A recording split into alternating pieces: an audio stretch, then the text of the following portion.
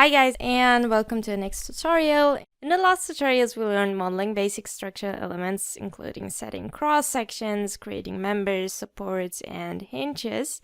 So in this tutorial we will use these to model different frame structures.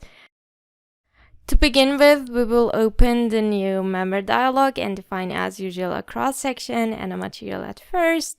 We'll choose an IPE 200 and as material again steel S235.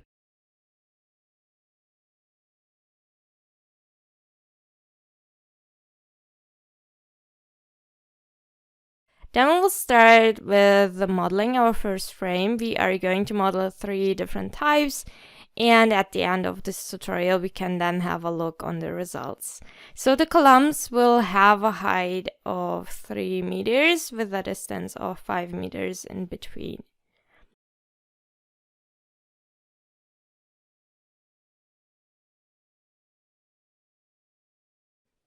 Next, we need our supports. The first frame will be a fully fixed one, meaning without any hinges. So we will choose rigid supports for this one. To create the other 2 frames, we will simply copy this one and then insert them 8 meters apart from each other. For that, we will use the move and copy command up here. Number of copies we can set 2, and we enter here 8 in X direction, and then we can click OK. Now we will modify these 2 frames. Our second frame will be a 2-hinged frame. For that, we only have to change the supports down here from rigid ones to hinge supports.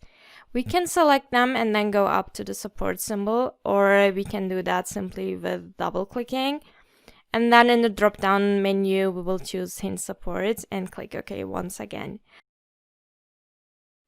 Our last frame will be a 3-hinge frame, so we have to change a couple of more parameters. First, we will change also the supports, double click, and then we set hinge supports. Then we will create from this beam at the top 2 beams by dividing it. With right click, we can choose the option divide member, and then we will choose an intermediate nodes. We will enter in this dialog under number of nodes 1, and then we can click OK. Now we can see that we have an additional node up here, and we will move this node over half a meter upwards. Again, we can double click on this node and enter minus 3.5 as the Z coordinate. Then we will additionally apply a member hinge for this beam. With right click, we can open the edit member dialog, and down here, like we learned in our last tutorial, we can create a new member hinge.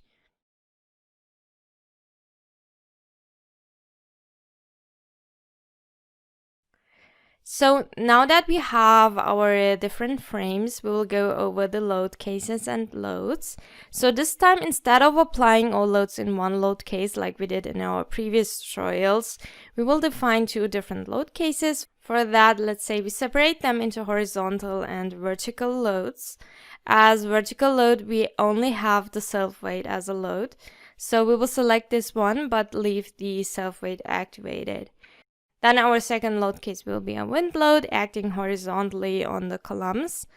And we will apply a wind load of 1 kilonewton per meter. So we make sure that the right load case is selected up here. And then we will choose in this dialog as load direction the global X direction, and we'll enter as load parameter 1.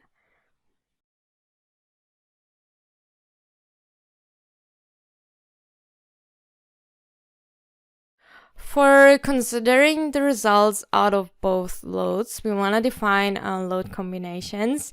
For that, we will click here on the tab Load Combinations and then create a new load combination.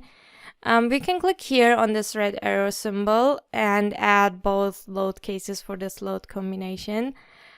So we will stay with the partial safety factors, which are set on default according to the European Standard Group. 1.35 for the self-weight and 1.5 for the wind load. We can also display the self-weight on the display and activate self-weight.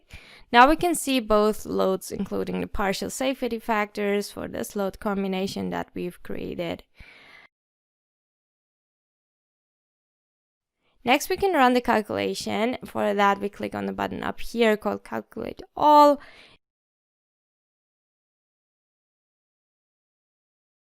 And again, to have a better view, we turn on the wireframe model.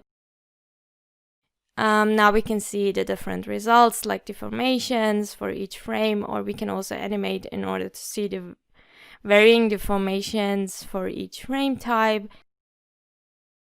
If we have a look on the internal forces, for example the moment, we can see the influence of the member hinges on the results as well.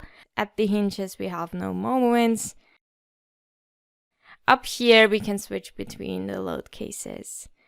So thank you for watching. This was our tutorial learning how to model different frame structures, and in the next video we will then model trusses.